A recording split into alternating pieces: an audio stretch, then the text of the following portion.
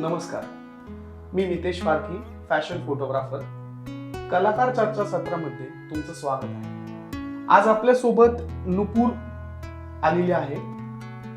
ही Insta star आहे, लोककलावंत आहे. 3 ते 4 अल्बम सॉंग्स केलेले आहेत 9XM वरती, 9XM झक्कास वर. आणि नुकताच एक पुरस्कार तिला मिळालेला आहे.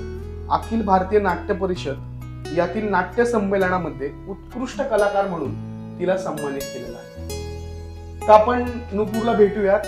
हॅलो नुपूर. नमस्कार. नुपूर, कसं वाटतंय तुला आज तू एका पॉडकास्ट साठी तू आली आहेस? आणि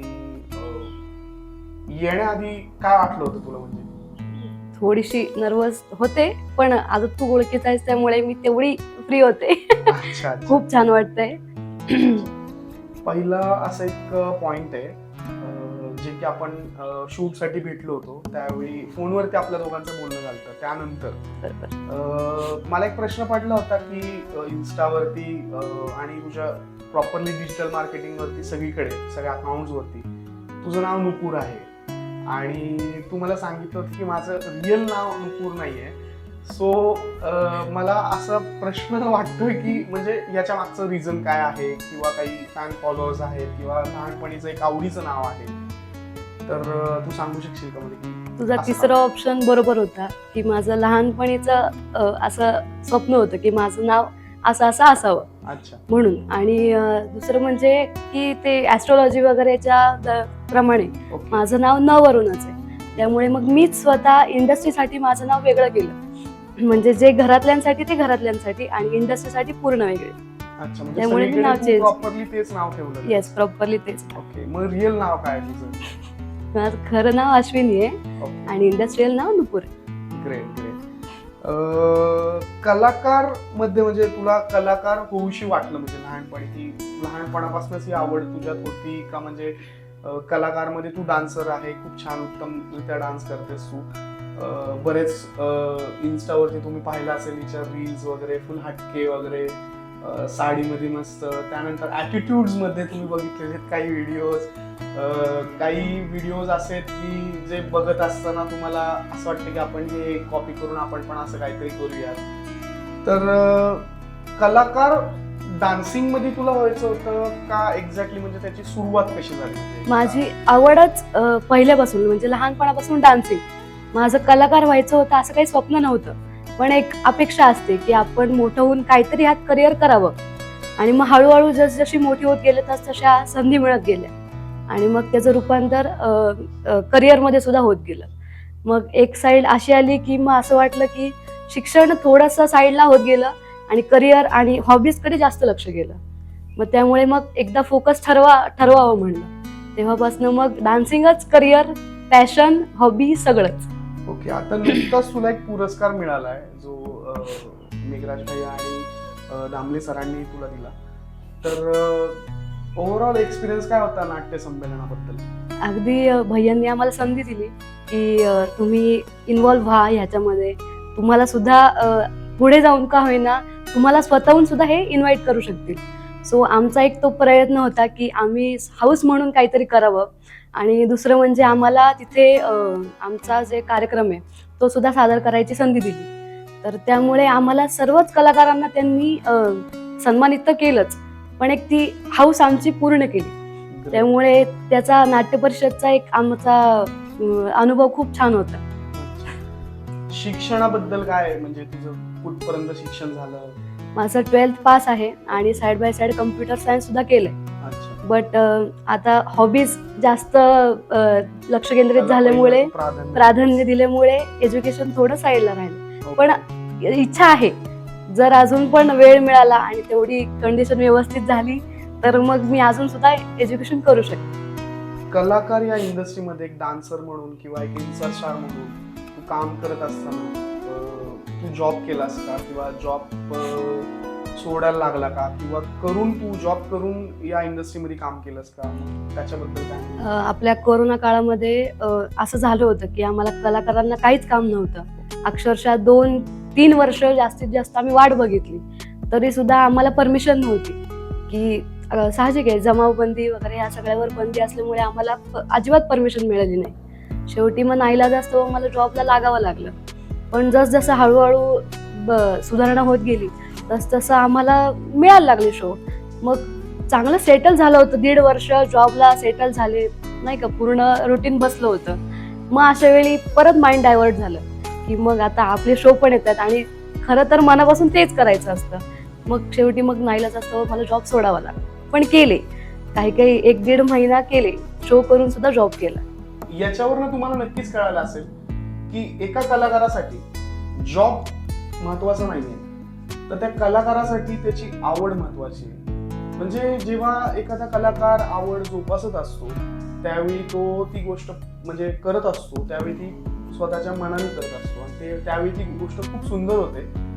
पण त्याचा अनुभव आपण जाणून घेऊया की या इंडस्ट्रीमध्ये काम करत असताना, ती आवड जोपासताना त्याचा अनुभव जो म्हणजे तुला काही ठिकाणी आपण ओपनिंग म्हणू शकतो, चहाच्या शॉपचं ओपनिंग, वडापावच्या शॉपचं ओपनिंग किंवा एखाद्या कुठल्या नवीन शॉपचं, मेकअप स्टुडिओचं, फोटोग्राफी स्टुडिओचं, अशा बऱ्याच शॉपच्या ओपनिंगसाठी इन्स्टास्टार म्हणून नुपूरला इन्व्हाइट करतात.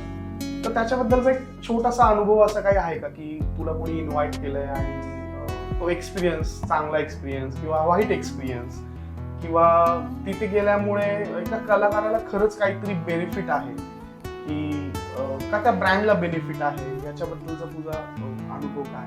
आता माझा अनुभव असा की मला ज्यांनी बोलवलं होतं ते माझे जवळचेच होते. सो त्यामुळे मी माझं प्रोफेशन म्हणून मी तिथे जाऊ शकत नव्हते. त्यांच्या फक्त एक सपोर्ट म्हणून, सपोर्ट सिस्टीम म्हणून मला तिथे जावं लागलं. याचा बेनिफिट मला असा झाला की मला माणसं जोडता आली. फक्त मला प्रोफेशनली मला काहीच फायदा झाला नाही. त्यांचा फायदा झाला की म्हणजे त्यांचं नाव झालं, त्यांना लोक जास्त भेट द्यायला लागली. पण यामध्ये मी फक्त माझा माणसं जोडू शकले एवढाच काय ते माझा फायदा. हे सुद्धा महत्वाचं आहे. पण एखाद्या कलाकाराला बेसिकली आपण म्हणलं की तू इन्स्टावरती एवढे वर्षानुवर्ष व्हिडिओ बनवत गेलीस प्रॉपरली, त्या रील्स व्हायरल झाल्या, काही रील्स लोकांनी पाहिल्या, शेअर केल्या, पण याचा फायदा कुठेतरी व्हायला हवा आपल्याला, जे की ओपनिंगसाठी बऱ्याच इन्स्टास्टारला इन्व्हाइट करतात. तर तुला एकच जणांनी बोलवलं होतं का अजून असे काही मेसेजेस, कॉल्स आले होते का तू गेली नाही? तसं अनेक जणांनी बोलवलं, पण मग त्यांची आम्हाला रिक्वेस्ट असते की आम्ही पहिला स्टार्टअप करतोय, सो मग तुम्ही आता थोडासा आम्हाला मॅनेज करा, की तुम्ही आता फक्त या, तुम्हाला आम्ही नंतर कामं देतो, असं त्यांचं. हा प्रत्येकाचा प्रश्न आहे की आम्ही स्टार्टअप करतोय, पण मी सगळ्या ब्रँड्स मधले जे काही लोक आहेत जे शॉप नवीन टाकतात त्यांना एकच सांगू इच्छितो की प्रत्येक कलाकार हा सुद्धा एक स्टार्टअप करतो. जसं की तुम्ही एक शॉप टाकताय, एक इन्व्हेस्टमेंट करून शॉप टाकताय, पण इन्व्हेस्टमेंटसाठी पैसे लागतात, पण कलाकार पैशांची इन्व्हेस्टमेंट करून नाही करत आहे, तो वेळेची इन्व्हेस्टमेंट करून तो स्वतःच्या कलेची एक आवड जोपासतोय. त्यामुळे मला असं सांगू इच्छितो की बाबा तुम्ही कलाकारांना एक स्टार्टअप म्हणून बोलवू नका तुमचा, कारण की ऑलरेडी वर्षानुवर्ष हे स्टार्टअप मध्येच आहे आणि तो स्टार्टअप कुठेही थांबत नाहीये. आणि यातनं असं वाटतं की कुठेतरी काहीतरी एक मानधन म्हणून, एक छोटंसं मानधन आहे प्रत्येकाच्या बिझनेस प्रमाणे, त्याच्या इन्व्हेस्टमेंट प्रमाणे त्यांनी काहीतरी मानधन द्यावं. की असं नाहीये की एक अमाऊंट कोणी 40,000 घेत आहे, कोणी 50,000, असं अमाऊंट वरती नाहीये, पण प्रत्येक कलाकाराला मानधन मिळावं त्यांना, ही माझी फक्त एक असं एक अपेक्षा कलाकाराला सुद्धा अपेक्षा. आणि यातनं एकच मेसेज जातोय की प्रत्येक व्यावसायिकांनी इन्स्टास्टारला इन्व्हाइट करत असताना किंवा कुठल्या छोट्या कलाकाराला किंवा कुठल्या मॉडेलला, कुठल्या फॅशन विनर्सला बोलवताना छोटंसं मानधनचं एक टिप म्हणून किंवा त्यांच्या आवडीने, म्हणजे एका आवडीने ते त्या इंडस्ट्रीमध्ये काम करतात, तर त्यांना छोटंसं मानधन म्हणून किंवा त्यांच्या करिअरसाठी एक सुरुवात म्हणून एक पाकिट त्यांच्या हातात नक्की ठेवावं, अशी माझी एक अपेक्षा आहे. मला हे जाणून घ्यायचं आहे की नुपूर, तू म्हणजे वारंवार मी ते सांगतो की इन्स्टावरती व्हिडिओज एवढे व्हायरल आहेत, म्हणजे की मुलांच्या आवाजात असू देत किंवा काही डायलॉग्स असू देत, म्हणजे फॅन्टास्टिक. म्हणजे की आतापर्यंत म्हणजे असं नाही की एक मुलगी म्हणून किंवा साडी म्हणून फुल डॅशिंग व्हिडिओज तुझ्या आहेत, साडीमध्ये महाराष्ट्रीयन व्हिडिओ आहेत, मस्तपैकी शर्ट म्हणजे तुझा फेमस झालेला तो जो एक व्हिडिओ होता, म्हणजे मी पाहिला होता बरेच वर्ष Yes, आले, तो yes. मुळशी पॅटर्न मध्ये येस येस येस. तो पण खूप फॅन्टास्टिक होता. तर हे सगळं करत असताना तुझं स्वप्न काय आहे, म्हणजे हे सगळं तू जेव्हा करतेस तर तुझं स्वप्न काहीतरी असेल की तुला काहीतरी व्हायचंय? आत्ताच्या कंडिशननुसार माझं स्वप्न एकच आहे की मला यशस्वी असं कलाकार बनायचंय. पण आता जे तू म्हणलास की कलाकारांना होप्स असतात की आपल्याला हे मिळावं, त्या होप्स धरून मला कलाकार व्हायचंय. फक्तच काम करून घेतायत की आपल्याला नाही का, फक्त प्रोत्साहनच देत आहेत, बाकी काहीच ह्याच्या उत्पन्न नाहीये, असं मला कलाकार व्हायचं नाहीये. दुसरं म्हणजे स्ट्रगल करून कलाकार व्हायचंय. असं कोणी आयतं दिलं नाही पाहिजे किंवा असं कोणी म्हणलं नाही पाहिजे की हा माझ्यामुळे मोठा झालाय. त्यामुळे ही माझी जेन्युइन इच्छा आहे की मोठं कलाकार व्हायचंय, पण स्वतःच्या प्रयत्नांवर. इंस्टाग्रामवरती जे काही तुझे फॅन फॉलोअर्स आहेत, जी लोक तुला लाईक करतात, एवढे व्ह्यूज येतात, त्याच्यावरती भरपूर व्ह्यू येतात. असे सांगता येणार नाही कारण सगळीकडे वेगवेगळे व्ह्यू आहेत, पण बरेच येतात. पण त्या फॅन फॉलोअर बद्दल तू काय बोलशील की कसा तुझ्या अकाउंटला फॅन फॉलोअर आहे? फॅन फॉलोईंग म्हणजे भरपूर आहे. चांगला कसा म्हणजे जे आपल्या मराठीच लोकांचा जास्त मला सपोर्ट आहे. कारण साहजिक आहे, मी हिंदी वगैरे सॉंग जास्त करत नाही, त्यामुळे मराठी लोक मला जास्त प्रेम देतात वाटलं तर. आणि जिथे मी जाईल ना तिथे मराठी लोक मला माझ्यासारखे, माझे चेहरे दिसले येऊन मला स्वतः विचारतात की तूच ना. मग मला साहजिक आहे, मला म्हणावं तर लागतं मी मीच आहे. सो असं मराठीच लोकांचं जे प्रेम मिळतंय ना, की त्याबद्दल एक आपुलकी की बाबा माझं मराठी कलाकार म्हणून एक नाव होतं. ग्रेट. आणि असं काही एक्सपिरियन्स आहे का इन्स्टा फॅन फॉलोअर मधनं की कोणी ट्रोल केलंय, काही मेसेजेस आहेत हे करू नका ते करू नका? बऱ्याच इन्स्टास्टारला हे प्रॉब्लेम्स येत राहतात की असे व्हिडिओ केले. मग काही कॉम्पिटिशनला इन्स्टास्टार आहेत का की जे तुला मेसेजेस करतात, किंवा असं काही कलाकार आहेत का, असं काही तुला तुझ्या चॅटिंग लिस्ट मध्ये कोणी आहे का? नाही, मला तरी अजून कोणी असं ट्रोल करायचा प्रयत्न केला नाही आणि करूही नाही. कारण ते साहजिक आहे, ट्रोल करणाऱ्याला महागात पडतं. दुसरं म्हणजे माझं कॉम्पिटिशन मध्ये असं कोणी नाहीये आणि मी कोणाशी कॉम्पिटिशन नाही करत, कारण हे फक्त माझी एक हॉबी होती. मी कधी त्याला अशी कॉम्पिटिशन म्हणून किंवा मला एखाद्याची स्पर्धा करायची म्हणून मी हे कधी केलं नाही. दुसरं म्हणजे जे मला कॉम्पिटिशन करतात मी त्यांचा राग करण्यापेक्षा मी त्यांच्याकडनं शिकते की हे का माझा द्वेष करतायत. सो मग ते मला उलट बेनिफिशियल आहे की मी त्याच्याकडून काहीतरी पॉझिटिव्ह वाईब्स घेते. पर्सनल पॉइंट्स आहेत काही तुझे, म्हणजे तुझं इंस्टाग्राम चालत असताना एक सेल्फ गिफ्ट म्हणतो आपण, म्हणजे युनिक आहे ते गिफ्ट.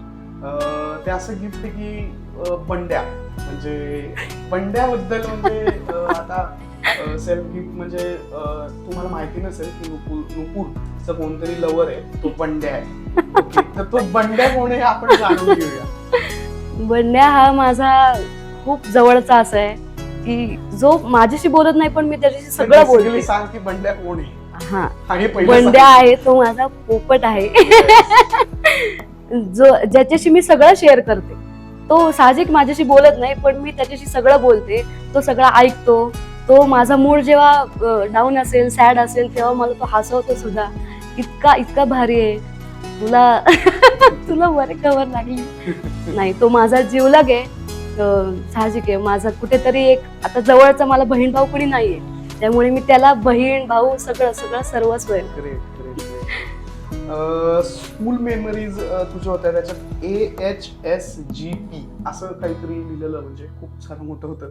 त्याचा फुल फॉर्म काय आहे आणि स्कूल मेमरीज म्हणजे काय तुझ्या? त्याचा जो लॉंग फॉर्म आहे तो अहिल्यादेवी हायस्कूल फॉर गर्ल्स असं माझ्या शाळेचं नाव आहे. आणि स्कूल मेमरीज म्हणजे अगदी सॉफ्ट कॉर्नर जे म्हणतात तेच आहे. अजून सुद्धा मला शाळेत जेव्हा बघतात किंवा बाई बघतात तेव्हा अजूनही म्हणतात की तू लक्षात राहण्यासारखी मुलगी आहेस. त्यामुळे शाळा आणि बाई हा एक माझा सॉफ्ट कॉर्नरचा विषय. त्यामुळे अजून सुद्धा मी शाळेवर तितकंच प्रेम करते. अजून जरी मला म्हणले की तू शाळेत जॉईन हो तरी मी सुद्धा जॉईन व्हायला तयार आहे. पण आता करिअरमुळे येस येस येस ऍक्सेप्ट आहे की आता परत आपण लहान होऊया. अगदी. टीम मराठी कलावंत, मराठी लोकधारा, महाराष्ट्राची लोकधारा, या टीम बद्दल तू काय बोलशील की तू त्यांच्याबरोबर काम करतेस आणि ते काम करत असताना म्हणजे तू किती वर्ष झाले त्यांच्याबरोबर, म्हणजे महाराष्ट्राच्या लोकधारेमध्ये तू किती वर्ष काम केलंयस आणि त्याच्याबद्दलचा तुझा एक्सपिरियन्स कसा आहे, तुझ्या टीममध्ये कसं वातावरण आहे आणि एक कलाकार म्हणून तिथे काही कॉम्पिटिशन्स होतात का किंवा काही फन होतं का, मग त्याच्याबद्दल तू काय सांगू इच्छिते? माझा स्टार्टअपच मी बाय हॉबीज डान्सर असल्यामुळे माझं स्टार्टिंगच झालं आपल्या स्पर्धेपासून, म्हणजे गणपती स्पर्धा वगैरे असतात, सो तिथून स्टार्टअप झालं. आणि जेव्हा प्रॅक्टिसचा एक दिवस होता, त्यामध्ये लोकधारेची एका ठिकाणी प्रॅक्टिस चालू होती आणि त्याच ठिकाणी आमची सुद्धा प्रॅक्टिस होती. सो त्यांनी माझा डान्स बघून मला असं हे केलं की तू आम्हाला जॉईन करशील का. सो माझा डान्स बघून त्यांनी मला स्वतःहून समोरून ऑफर केलं. सो इंटरेस्टेड डान्सर म्हणून मी इंटरेस्ट सुद्धा दाखवला. मग तो पहिला स्टार्टअप गणपती सीझनपासून, मग तिथून लोकधारा हा म्हणजे विषय तेव्हा मला कळायला लागला की नक्की हे काय असतं. मग जेव्हा हळूहळू कळत गेलं की ह्यामध्ये महाराष्ट्राची संस्कृती, पारंपरिक नृत्य, कोळी गीतं असा पूर्ण शेड्यूल असतं. सो त्याच्यानंतर माझा इंटरेस्ट जास्त वाढत गेला की आपल्याला ह्यात नवीन नवीन अजून काय काय शिकायला मिळते. सो त्याबरोबर ॲक्टिंग सुद्धा, म्हणजे त्यामध्ये नाटक सुद्धा एक छोटासा भाग असतो. सो त्यामध्ये इन्व्हॉल्व्ह झाल्यानंतर मग स्टेज डेअरिंग वाढलं, कॉन्फिडन्स सुद्धा वाढला, पब्लिक समोर आपण कसं प्रेझेंट झालं पाहिजे याचं एक नॉलेज आलं. सो त्यामुळे हळूहळू जसजसं लोक ओळखीची होत गेली तसतसं नवीन नवीन एक्सपिरियन्स मिळत गेला. मग आता अक्षरशः महाराष्ट्रभरात जिथे जिथे लोकधारा, जिथे लोकसंस्कृती दाखवली जाते, त्यामध्ये प्रत्येक गोष्टीत मी इन्व्हॉल्व्ह होते. महाराष्ट्राची लोकसंस्कृती किंवा लोकधारा आपण म्हणतो की त्याच्यामध्ये डान्स येतो, मग त्याच्यामध्ये मराठीमध्ये लावणीमध्ये काही आर्टिस्ट डान्स करतात. मग त्याच्यामध्ये दोन कॅटेगरीचे क्राऊड असतात. एक जो असतो तो चांगला असतो, जो सांस्कृतिक किंवा मराठी जोपासणारा क्राऊड असतो, आणि दुसरा जो क्राऊड असतो तो म्हणजे असा की शिट्ट्या मारणार. हे त्यावेळीचे फिलिंग्स काय असतात की काय वाटतं तुला की एखाद्याने कलाकाराने शिट्टी मारली तर म्हणजे एका कलाकाराला शिट्टी नको असती, टाळ्यांचा गडगडाट हवा असतो. पण जेव्हा एक कलाकार म्हणून कधी तू परफॉर्मन्स केला असेल स्टेजवरती आणि कोणी शिट्टी मारली असेल तर त्यावेळेचा एक्सपिरियन्स काय आहे तुझा? म्हणजे असं जर कोणी वागलं तर त्यावेळेस थोडंसं एम्बॅरेस होतं की अशी आपल्याला वागणूक नाही मिळावी प्रेक्षकांकडून. आणि जी लोकधारा, म्हणजे तू जे म्हणतोयस की एक साईड चांगली असते, त्या चांगल्या साईडमध्ये सगळे प्रामाणिक कष्ट असतात.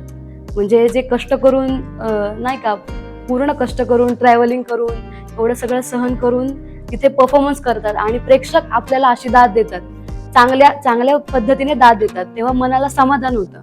आणि जेव्हा ही दुसरी साईड अशी प्रेक्षकांची बघायला मिळते, तेव्हा मनाला असं कुठेतरी खटकतं की आपण काहीतरी चुकीचं केलंय का, असा प्रश्न पडतो. मग आपणच सादर करताना 4 वेळा विचार करतो की आपल्यात काहीतरी चुकलं होतं म्हणून असं प्रेक्षकांनी केलंय. सो त्यामुळे त्यामध्ये सुद्धा इम्प्रूव्हमेंट होत जाते. आणि त्यावेळेस फक्त थोडं एम्बॅरेस होतं, असं प्रेक्षकांनी तरी नाही करावं की कलाकाराला हे बरोबर व्यवस्थित प्रोत्साहन द्या. पण बेसिकली महाराष्ट्राची लोकधारा किंवा असं लावणी वगैरे ह्या सगळ्यावरती बरेच आर्टिस्ट असे डान्स करतात आणि ते गाणी वगैरे, डीजे वगैरे मुलं फुल एन्जॉय करतात. असे बरेच व्हिडिओ व्हायरल पण झालेले आहेत. आपण नाव कोणाची घ्यायला नको, पण अशा कलाकारांसाठी तुझं काय मत आहे की त्यांनी तोच पॉइंट जो मेन आहे ना, आत्ताच्या घडीला सेम ह्याच पॉइंटमुळे किंवा ह्याच संदर्भामुळे आमच्यासारख्या कलाकारांना कामं कमी मिळतात, म्हणजे अगदी फारच कमी मिळतात. आता ही जी कॅटेगरी आहे ना की ज्या आत्ता जास्त फर्मला आहेत, तर मग त्या लोकांना सुद्धा अपेक्षा जास्त वाढल्यात आमच्यासारख्या साध्या कलाकारांकडून सुद्धा, की मग ते आम्हाला रिक्वेस्ट करतात की तुम्ही हे असंच करा, तुम्ही हे तसंच करा.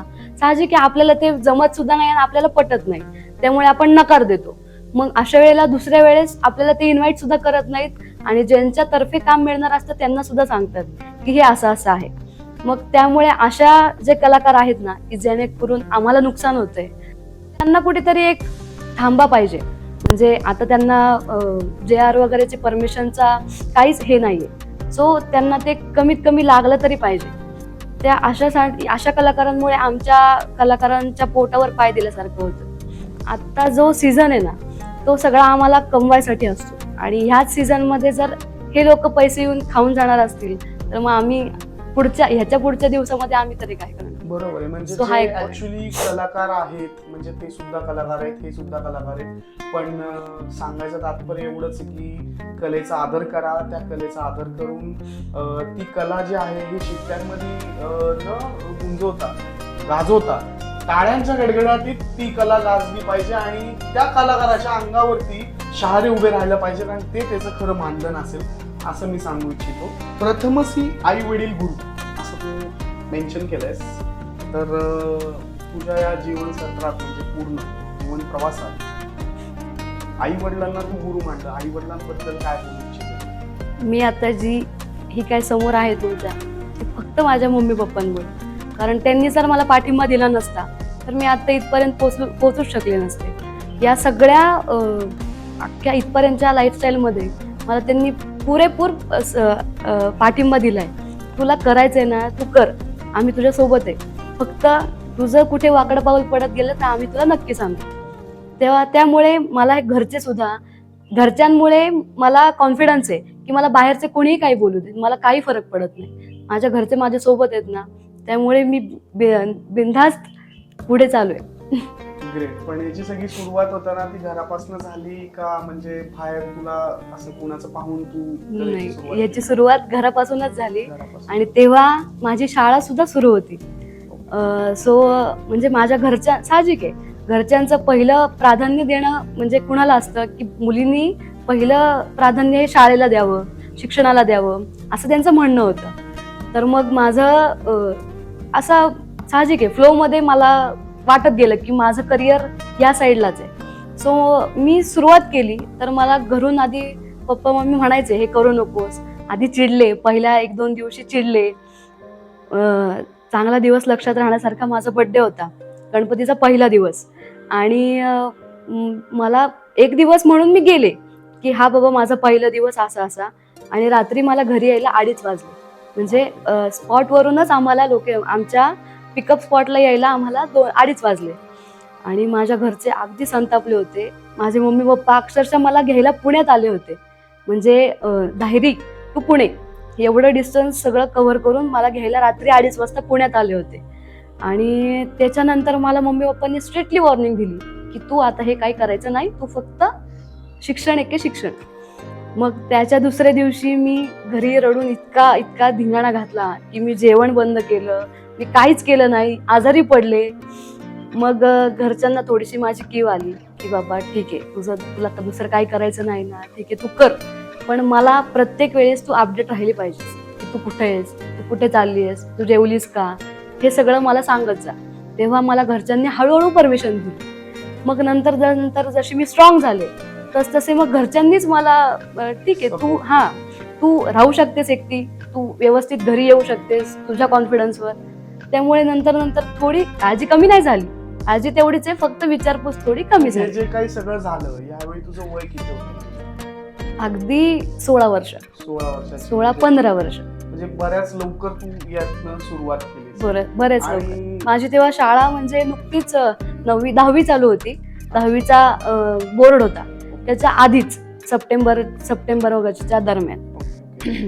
आणि हे इन्स्टावरती तुझे काही रील टाकते त्या घरातून करते का कुठे बाहेर? नाही, घरातूनच करते. घरातूनच. त्याची सुरुवात ज्यावेळी केली होतीस त्यावेळी तू मिरर समोर जेव्हा रील काढत होतीस तर त्यावेळी समजा घरात आईने बघितलं असेल किंवा वडिलांनी बघितलं असेल, त्यांचा एक्सपिरियन्स कसा होता त्यावेळी, ते काय बोलले होते तुला? म्हणजे ते सगळं आता ह्या सगळ्याची सुरुवात खरी झाली त्या एका चायना ऍप पासून. म्हणजे आधी ऍप होतं ते, सो तेव्हापासून ही सुरुवात झाली. सो त्या ऍप वरतीच मला एवढा रिस्पॉन्स मिळाला की मिलियन्स मध्ये मला फॉलोअर्स सुद्धा होते. मग नंतर जेव्हा ते बंद झालं तेव्हा मग इन्स्टाकडे माझा जास्त कल वाढत गेला. मग हळूहळू घरच्यांना कळत गेलं की बाबा, म्हणजे त्यांना मी सुद्धा नाही सांगितलं, त्यांना बाहेरचे लोक सांगायचे की ही तुमची मुलीला आम्ही फॉलो करतो असं ते सांगायचे. मग मला मम्मी पप्पांनी विचारलं की तू नक्की करतेस तरी काय, कारण मम्मी पप्पा अपडेटेड इन्स्टा वगैरेचा फंदात पडत नाहीत. सो मग त्यांनी एकदा विचारलं मला नक्की तू करतेस तरी काय. जेव्हा त्यांनी माझं अख्खं प्रोफाईल बघितलं, जेव्हा त्यांना मी सांगितलं की मला इन्स्टाकडनं असे पैसे येतात, मी त्याच्यावर व्हिडिओज करते, सो मग तेव्हा त्यांना सुद्धा अप्रूप वाटलं की आपली मुलगी फक्त घरापुरती नाही, ती अख्ख्या कमीत कमी पुण्यापुरती तरी ती प्रसिद्ध आहे. सो तेव्हापासून त्यांना ते कळालं की मी असं असं करते. मग त्यांना वाटलंच की तू ह्यात काहीतरी करावं, तुला ह्यातून कामं सुद्धा मिळावी. तेव्हापासून मग ते सुद्धा ह्यामध्ये सुद्धा सपोर्ट करतात. अगदी मला व्हिडिओ काढताना पप्पा मम्मी सुद्धा सपोर्ट करतात. मोबाईल धरा, लाईट धरा, यामध्ये सुद्धा सपोर्ट करतात. आता बेसिकली आपण जर का इंस्टाग्रामचे फॉलोअर्स पाहिले तुझे तर 1,44,000 फॉलोअर्स आहेत. रीलला 1,00,000, 2,14,000, 40,000, 50,000, 90,000 असे सगळे व्ह्यू आहेत. कधी तू बारकाईने बघितलंस का की तुझ्या कंटेंट वरती तू म्हणजे जास्त काम कशावर करतेस? जास्त करून माझा कंटेंट कुठला व्हायरल होतो की मराठी सॉंग्स, देवाचे सॉंग्स, यामध्ये जास्त व्हिडिओज व्हायरल होतात. किंवा जे ओन व्हॉइस मधले असतील किंवा एखाद्याचे ॲटिट्यूड ह्याच्यातले असतील, सो ते जास्त व्हायरल होतात. हे मला लक्षात आलंय. हिंदी सॉंग्स वगैरे जास्त माझे पळत नाहीत. एखाद्याचं कोलॅबोरेशन सुद्धा केलं तरी ते पळत नाही. त्यामुळे हा सुद्धा एक कंटेंट लक्षात आलाय. त्यामुळे मी एक बेस धरलाय की आपले हे जास्त पळतात, सो ते बूस्ट करायला ठीक आहे. फॉलोअर्स आणण्यासाठी तुला काय कष्ट लागले, किती दिवस लागले, काही फेक फॉलोअर होते का, काही पेड होते का, म्हणजे कसा त्याचा एवढा म्हणजे तू म्हणलीस 1 मिलियन पर्यंत होते, मग आता कमी झाले, किंवा आज 1 लाखापर्यंत तुझे फॉलोअर्स आहेत. मी अशी अपेक्षा करतो उद्या 10 लाख होती, पण ओव्हरऑल एवढे फॉलोअर्स येत असताना सगळे तर पेड नसणार आहेत किंवा असू शकतात, नसू शकतात. हा माझा प्रश्न आहे. कारण की सगळ्यांचाच इन्स्टाचा फीडबॅक तसाच आहे. पण बाकीचे जे काही रिअल फॉलोअर्स आहेत, रिअल लाईक येतात, काही फॅन फॉलोअर्स आहेत, ते आणत असताना तुला किती स्ट्रगल करायला लागलं इंस्टाग्रामसाठी स्पेशली? इंस्टाग्रामसाठी पहिलं मेन म्हणजे आत्ताचं जे फॅड चालू आहे की आयफोन पाहिजे. सो हे माझ्या डोक्यात क्लिक झालं कुठेतरी. सो मग पहिला आयफोन घेतला. पहिलं स्टार्टिंग तर आयफोन सुद्धा नव्हता. अँड्रॉइडनीच जे काही करता येतील ते करायचे. पण तेव्हा सुद्धा जेव्हा जास्त पळत होते, सो मग होप्स वाढत गेल्या की आपला अजून छान व्हिडिओ व्हावा. सो मग मी आयफोन सुद्धा बाय केला. मग जसं कंटेंट एक एक कळत गेलं त्यामधलं सुद्धा. फॉलोअर्स माझे सगळे खरेच आहेत, त्यात म्हणजे पेड नाही आहेत किंवा फेक सुद्धा नाही आहेत. आणि हे सुद्धा जे आहेत ना, ते सुद्धा त्या आधीच्या प्लॅटफॉर्ममुळेच लवकर ग्रो झालेत. आणि कंटेंट म्हणजे आता साहजिक आहे, माझ्या जे आर्टिस्ट लोक आहेत ते सुद्धा जास्त करून मला फॉलो करतात. त्यामुळे मग त्यांच्या संदर्भातला कंटेंट आहे, त्यामुळे ते सुद्धा लाईक करतात. ते एखाद्याला सजेस्ट सुद्धा करतात की तू असा व्हिडिओ कर. माझ्याच ग्रुपमध्ये एका मुलीला म्हणजे अशा अनेक मुलींना माझ्याच फ्रेंड्स सजेस्ट करतात की तू असा व्हिडिओ केलास तर तू अजून छान दिसशील, असं केलंस तर तुझे अजून फॉलोअर्स वाढतील, असं केलं तर अजून लाईक्स वाढतील. पण असे काही ग्रुपमध्ये असे कोणी तुझे फ्रेंड्स आहेत का की जे तुला कॉपी कॅट करायला बघतात? नाही, असे तरी नाही आहेत. पण ते माझ्याकडनं शिकतात. म्हणजे जे न्यू व्हिडिओ क्रिएटर आहेत ते माझ्याकडून काहीतरी शिकतायत. सो मी सुद्धा त्यांना त्यामध्ये सपोर्ट करत असते. त्यामुळे असं काही नाहीये की मला कोणी कॉपी करत. इन्स्टा स्टार म्हणून ओळखली जातेस, तर मग त्याच्यावरती तू असं इंस्टावरती ज्यावेळी व्हिडिओ बनवते किंवा ते कुठले व्हॉइस वगैरे ऑडिओ वगैरे घेतेस, तर त्यावेळी तुला असं कधी वाटतं का की कोणत्या इन्स्टा स्टारकडे बघून की अरे ती किती छान करते? म्हणजे अशी कोणती इन्स्टा स्टार आहे जी पुण्यातली आहे आणि जिचे व्हिडिओ तुला खरंच आवडतात, तर तिचं नाव सांगू शकशील का की तू? नाही, असे मला बरेच आवडतात. आणि वाटतं असं बऱ्याच जणांकडून नाही का काहीतरी घेण्यासारखं आहे. आता स्पेशली असं नाव घ्यायला गेलं तर असे बरेच येतात समोर. बरेच मध्ये म्हणजे ठीक आहे 2-3 जण तरी कोणी. एक कॉमेडी कंटेंट म्हणून अथर्व सुद्धा मी एक बेस्ट आहे. सेकंड वन तुषार समथिंग नाव आहे, ज्याच्या करून मी त्याच्या ओन व्हॉइस मधले मी व्हिडिओ केले होते. ते त्याचे सुद्धा मोटिवेशनल व्हिडिओ खूप छान असतात. दुसरं म्हणजे मी स्वतः, कारण मला स्वतःचे व्हिडिओ बघून सुद्धा इन्स्पिरेशन होतं. एकंदरीत युट्यूबवरचे सबस्क्रायबर्स तुझे 7,065 आहेत. म्हणजे एवढे सबस्क्रायबर्स शॉर्ट्स वरनं आले का व्हिडिओज वरनं आले? मोस्टली शॉर्ट्स वरनच आलेत, बिकॉज मी व्हिडिओ जास्त पोस्ट नाही करत, त्यामुळे शॉर्ट्स वरनच आले. बेसिकली जेवढे कलाकार आहेत म्हणजे इंडस्ट्रीमध्ये फक्त डान्सरच नाही तर मॉडेल आहे, फोटोग्राफर्स आहेत, मेकअप आर्टिस्ट आहेत, त्यानंतर प्रत्येक आर्टिस्ट म्हणजे त्याच्यामध्ये काही ना काही वेगवेगळी कला आहे. तर त्या कलाकारांबद्दल तुझं काय म्हणणं आहे? आज एवढे कलाकार आहेत, किती सारे म्हणजे असे अगदी मोठे कमी भरपूर पडतील एवढे कलाकार आहेत. भरपूर तर त्यांच्याबद्दल तुझं काय म्हणणं आहे की म्हणजे एक कलाकार आहे जो कलेत वाहत चाललाय नदीप्रमाणे, तर त्याच्याबद्दल तुझं काय म्हणणं आहे? त्या कलाकारांबद्दल काय म्हणणं आहे? कलाकार असे भरपूर आहेत. फक्त एवढंच की जे जेन्युइन प्रयत्न करतात ते कुठेतरी मागे राहतात असं मला वाटतं. म्हणजे जे दिसण्यावर किंवा त्यांच्या फायनान्शियल कंडिशनमुळे जास्त पुढे जातात. सो त्यांच्यामुळे एक जेन्युइन जो कलाकार असतो, जो खरंच स्ट्रगल करतो, मिडल क्लास फॅमिलीपासून ते वर यायचा प्रयत्न करतो, ते कलाकार मागे राहतात. आणि कॉम्पिटिशन साहजिक आहे, एवढे कलाकार आहेत म्हणल्यावर कॉम्पिटिशन भरपूर वाढते. सो मग जे कोणी पुढे कामं देतात त्यांनी एक निश्चय करावा की आपण ज्यांना काम देतोय ना की ते जेन्युइन असावा, की आपला नुसतंच वाहवा करणारा नसावा किंवा फायनान्शियली आपल्याला जर सपोर्ट करत असेल तर त्यालाच काम द्यावं असं त्यांनी तरी ठरवू नये असं मला मनापासून वाटतं. असं कधी झालं का की कुठला प्रोजेक्ट आला आणि फायनान्शियल गोष्टीमुळे तू तिथे जाऊ नाही शकली किंवा असं बऱ्याच वेळा म्हणजे अगदी आता अल्बम सॉंग्स वगैरे असतात आपले. सो मग काही वेळेला असं झालं की त्यांनी मला ऑफर केलं की तू आमचं सॉन्ग कर, तू खूप छान करशील.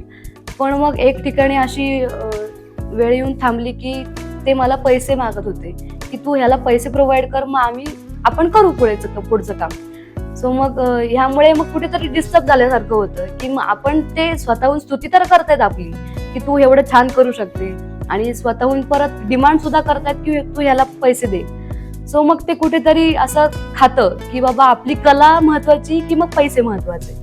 त्यामुळे मग बरेच कामं अशी बाजूला सारली गेली. बेसिकली जे काही आर्टिस्ट आहेत, इन्स्टा आहेत, ते कोलॅब शूट खूप करतात आणि कोलॅब शूट ॲज अ मी एक फोटोग्राफर आहे, माझ्यासाठी सुद्धा बऱ्याच celebrities Insta star collab shoot करतात. पण तुला असं काय वाटतं कोलॅब शूट बद्दल तुझं काय म्हणणं की करायला पाहिजे का नाही केले पाहिजे? कोलॅब शूट ठीक आहे, एखाद्याला एकाच वेळी त्याला काय म्हणतात आपण सपोर्ट करावा किंवा एखाद्याला आपण एकदा ट्राय करून बघावं की बाबा त्यांचं काम कसं आहे. सो त्यासाठी ठीक आहे, पण जर ॲज अ प्रोफेशनल पूर्ण प्रॉपर प्रोफेशनल करताय तर मग त्यांनी कोलॅबरेशन करावंच नाही. साहजिक आहे, जे कोलॅब करतात ना त्यांची इच्छा पहिली हीच असते की आपण फ्री ऑफ कॉस्ट करावं. आणि एक आर्टिस्ट म्हणून किंवा एक रील स्टार म्हणून ते आपल्याला कुठेतरी नाही पटत.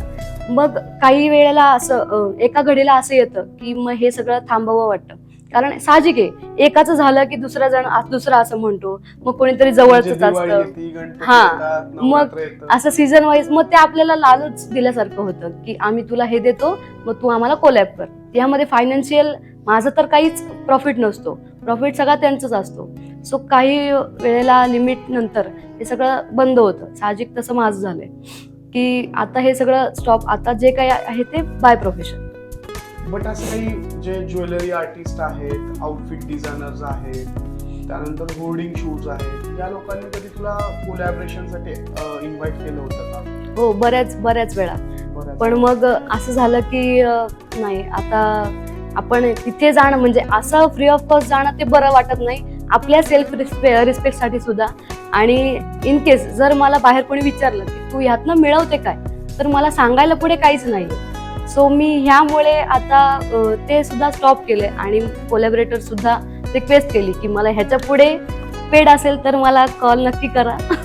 आतापर्यंत किती पेड शूट्स केले? पेड शूट तसे बरेच केलेत, 6-7 पेड शूट बरेच केलेत. आता फ्री ऑफ कॉस्ट ते पण का तर एक माझी स्कूलमेट म्हणून किंवा एक माझी नातेवाईक म्हणून असं, त्याच्यामुळे जास्तीत जास्त 3 ते 4. हाच तर खूप मोठा प्रॉब्लेम आहे की रिलेशन्स मध्ये आले, त्या रिलेशन मध्ये जे आहेत त्यांनी फक्त एवढंच नुपूरबद्दल विचार करा की ती सुद्धा स्वतः एक स्ट्रगल मध्ये आहे. त्या वाटचालीवरती ती आज प्रवास करते आणि त्या वाटचालीचा खारीचा वाटा म्हणून तुम्ही कुठेतरी उचलावा अशी माझी इच्छा आहे. तुझी आवड काय आहे आणि पुढे जाऊन काय करायचं. म्हणजे तू मगाशी मला स्वप्न तर सांगितलंस, पण बेसिकली आपण म्हणतो ना की इथून उठून आपल्याला उद्या जाऊन काहीतरी करायचंय. की 4 दिवसापूर्वी मितेशने कॉल केला की तुझा मला बाईट घ्यायचा आहे, 14-17 मध्ये तुला यायचंय. तो एक शेड्यूल होतं तुझं की 14 तारखेला तुला इथे भेटायचंय आणि तुझा इथे पॉडकास्ट शूट होणार. तर उद्या काय तुझा प्लॅन आहे, उद्याचा दिवस. म्हणजे आपण दरवेळी म्हणतो की आजचं झालं ना जाऊन उद्याची कोणी परवा करायची, आजचा दिवस आज जगून घ्यायचा. असं नाहीये. एका कलाकारासाठी उद्या काय होणार आहे, परवा काय होणार आहे, नंतर काय होणार आहे, पुढच्या महिन्यात काय होणार आहे, या सगळ्या गोष्टी खूप महत्त्वाच्या असतात आणि या सगळ्या गोष्टी खूप बारकाईने ते बघतात. तर आपण जाणून घेऊया नको तू उद्या काय करणार, उद्याचा दिवस काय आहे. आता इथून पुढे म्हणजे उद्याच असं नाही, उद्यापासून आमचे सीझन सुद्धा सुरू होतात आता. त्यामुळे आम्हाला डान्सचा म्हणजे इव्हेंटसाठी कधीही फोन येतात. सो उद्या जर फोन आला तर मग उद्या इव्हेंट सुद्धा आहे, अदरवाईज प्रॅक्टिस सुद्धा आहे, अदरवाईज काही नसेल तर फॅमिलीसाठी क्वालिटी टाइम. म्हणजे क्वालिटी टाइम हा म्हणजे फिक्स. Yes yes. बेसिकली हा पूर्ण पॉडकास्ट मधला महत्वाचा प्रश्न आहे. म्हणजे की ऍक्च्युली हा जो पॉडकास्ट बनलेला या प्रश्नासाठी बनला की तुमच्यासारखे जे इन्स्टा स्टार आहे ज्यांनी फ्रेशर्ससाठी एक मेसेज द्यावा.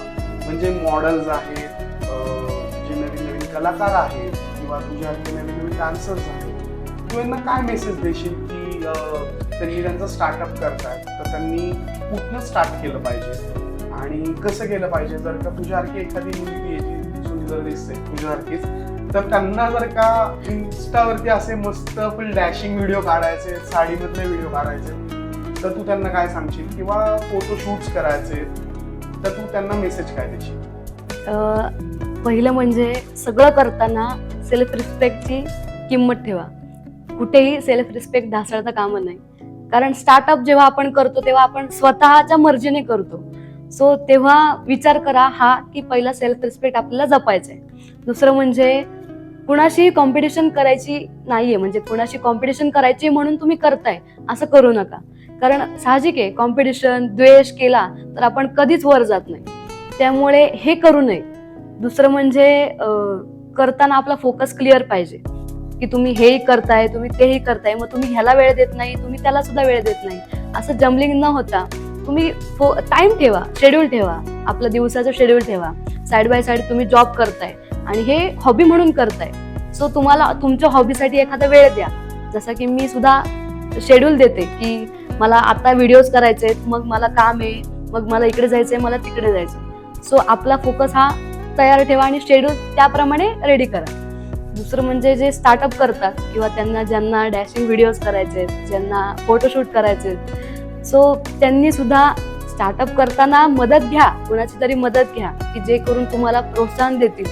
पण प्रोत्साहन एका लिमिटपर्यंतच मिळतं. त्याच्यानंतर ते फक्त फायदा होतो किंवा उपयोग घेतला जातो. सो तुम्ही जेव्हा सेटल व्हाल किंवा तुम्हाला वाटेल की हा बाबा आपण बेस कम्प्लीट झालाय आपला, आता आपल्याला ऍडव्हान्स काहीतरी करायचं, तेव्हापासून तुम्ही बाय प्रोफेशन हे सगळं करा. म्हणजे फोटोशूट म्हणा, रील्स काढणं म्हणा किंवा एखाद्याला कोलॅबोरेशन करणं म्हणा, जे की आत्ताच्या कॉम्पिटिशनमध्ये ते सोपं नाहीये. पण तुम्ही हे करा, कारण ह्याशिवाय तुम्ही पुढे जाऊ शकत नाही आणि लोक तुमचा फक्त उपयोग करून घेतील. ग्रेट. पण तुझं म्हणणं असं आहे की स्टार्टअप करतायत पण मग त्यांनी कोलॅबरेट केलं पाहिजे, तर त्यांना स्टार्टिंगला तर कोणी ते करणार नाही. पण मग त्यांनी कोणते शूट्स केले पाहिजेत किंवा कशा रील्स केल्या पाहिजेत. म्हणजे मुली डॅशिंग व्हिडिओमध्ये जरा कमीच दिसतात, पण जर का एखादी तुझ्यासारखी हटके मुलगी असेल तर ती डॅशिंग व्हिडिओ जर का स्टार्ट करत असेल तर तिने कसा केला पाहिजे किंवा फोटोशूट केला पाहिजे तर कोणता केला पाहिजे. म्हणजे बेसिकली कोणत्या लोकांना अप्रोच तिने केलं पाहिजे. आता प्रत्येकाचा बॉडी लँग्वेज, प्रत्येकाचा फेस एक्सप्रेशन किंवा प्रत्येकाचा एखादा एक्सप्रेस व्हायची पद्धत वेगळी असते. सो ते मला सूट होतंय पण ते तिला सूट होत नाहीये. सो तिने समजून घ्यावं की मला नक्की काय सूट होतंय, मी नक्की काय केलं पाहिजे, की लोकांना मी जास्त का म्हणून आवडेल, मी काय केलं तर आवडेल, मी कशी दिसले तर आवडेल. तू जर साडी घालून लोकांना आवडतेस तर तू जीन्स पॅन्ट मध्ये लोकांना नाही आवडणार. त्यामुळे लोक तुला त्या व्हिडिओसाठी जास्त लाईक नाही देणार. सो ते समजून घेतलं पाहिजे. आणि स्टार्टअप करताना कुणीही डिरेक्टली कोलॅबोरेशन करायला येत नाही. सो आपणच स्टार्टअप करताना जास्त पैसे इन्व्हेस्ट न करता जे आपल्याला जेवढं जमते तेवढ्या ह्याच्यामध्ये छान, तू मराठी असशील मराठी लुक कर, तुला थोडासा वेस्टर्न लुक चालत असेल थोडासा वेस्टर्न लुक मध्ये कर. फक्त ह्याच्या आहारी, फोटोशूटच्या आहारी जाताना एखादा कोणी जास्त करून नसतं, मोजकेच असतील, पण असं जर कोणी भेटलं की ते तुझा फायदा घेत आहेत, सो ह्यांच्यापासनं हा. सो असे मुलींच्या बाबतीत तरी, म्हणजे इन केस मुलांच्या बाबतीत नाही, पण मुलींच्या बाबतीत असं होऊ शकतं. मुलांच्या बाबतीत नाही, मी सांगते नाही, आत्ताच्या घडीसाठी फक्त मी हे सांगते, मुलींच्या बाबतीत हे होतच होतं, मुलांच्या बाबतीत रेअर केसली होतं, पण मुलींनी त्या बाबतीत तरी सतर्क राहावं की सोबत कुणाला तरी घेऊन जावं. आपल्याला जेव्हा पहिल्यांदा ओळख नसते तेव्हा कुणाला तरी सोबत तरी ठेवावं आणि घरच्यांना इन्फॉर्म करत राहावं, तुम्ही फोटोशूटला जाताय, इकडे जाताय, लोकेशनला जाताय. सो ऑलमोस्ट सगळे बॉईजच असतात, गर्ल फक्त मेकअप आर्टिस्ट असते, ती पण असेल नसेल आय डोंट नो, पण या बाबतीत तुम्ही फक्त सतर्क राहा, एवढंच काय ते सांगेन. नुपूरकडनं फ्रेशर्ससाठी एकच चांगला आणि उत्तम तिने एक पर्याय आणि असं एक मेसेज दिलाय तुम्हाला की सगळ्यात महत्वाची गोष्ट म्हणजे तुम्ही जे पण काय करताय ते तुम्ही तुमच्या घरच्यांना पहिले सांगा. या पूर्ण मेसेज मधनं हा एक सगळ्यात महत्वाचा मेसेज आहे, जे काही कराल ते घरच्यांना सांगाल, बरोबर असं आहे. आणि या सगळ्यांमधनं आज कलाकार चर्चा सत्रामध्ये तू आलीस, आपण एवढं सगळं बोललो, गप्पा मारल्या. या पॉडकास्ट चॅनल बद्दल तुझं काय म्हणणं आहे की मी एक असा प्लॅटफॉर्म तयार केला आहे कलाकारांसाठी, जो की कलाकारांना जाणून घ्यायचा आहे, त्यांचा प्रवास, त्यांचा संघर्ष, त्यांना काय काय अडचणी आल्यात आणि तुझ्या अडचणी सगळ्या ऐकल्या मी, तुझे चांगले काही गोष्टी होत्या त्या तू शेअर केल्यास, तुझ्या फॅमिलीच्या गोष्टी शेअर केल्या, शैक्षणिक केल्या, अशा अनेक कलाकारांना मी इथे इन्व्हाइट करणार आहे. सो या पॉडकास्ट बद्दल तुझं काय? आत्ता ह्या घडीला ह्या पॉडकास्ट चॅनलची खरंच गरज आहे, म्हणजे आमच्यासारख्या कलाकारांना इथे जर मोकळं व्हायला चान्स मिळतोय, इथे जर सगळं मांडता येतंय, तर खरंच ह्याची आता खूप गरज आहे आणि खूप भारी काम केलंस. म्हणजे माझ्यासारख्या सगळ्या कलाकारांकडनं तुला खूप थँक्यू सो मच. आणि आमची जी काही प्रॉब्लेम्स आहेत, जे काय आहेत, ते तुला जिथपर्यंत पोहोचवायचंय तिथपर्यंत नक्की पोहोचू दे, हे एवढे माझे भारी भारी विशेष आहेत आमच्या सगळ्यांकडून. थँक्यू. सो आज नुपूर सोबत आपण खूप साऱ्या गप्पा मारल्या, खूप आनंद वाटला मला नुपूरशी बोलून, आणि खूप सारे मेसेजेस तुम्ही या पॉडकास्टमध्ये तुम्हाला दिलेले आहेत, आणि हे तुम्ही मला असं वाटतं की नक्की पूर्ण व्हिडिओ बघाल, त्याशिवाय तुम्हाला कळणार नाही की नुपूर कोण आहे आणि तिचं रिअल नाव काय आहे. तुम्हाला जर का जाणून घ्यायचं असेल नुपूरचं रिअल नाव, तर हा पॉडकास्ट पूर्ण बघा. मी तुमचा मितेश, सेलिब्रिटी फोटोग्राफर, कलाकार चर्चा सत्रामध्ये तुम्ही वॉचिंग केल्याबद्दल धन्यवाद. Thank you so much. Overall group work आहे तर तेच व्यवस्थित करायला पाहिजे, किंवा इगो मध्ये किंवा ॲटिट्यूड मध्ये की मला माहिती आहे मी करेन, मी जसं म्हणते तसंच पाहिजे, असं नाहीये. ॲज अ स्टायलिस्ट मी पण काही वेळेस मेकअप आर्टिस्टचं सजेशन घेते.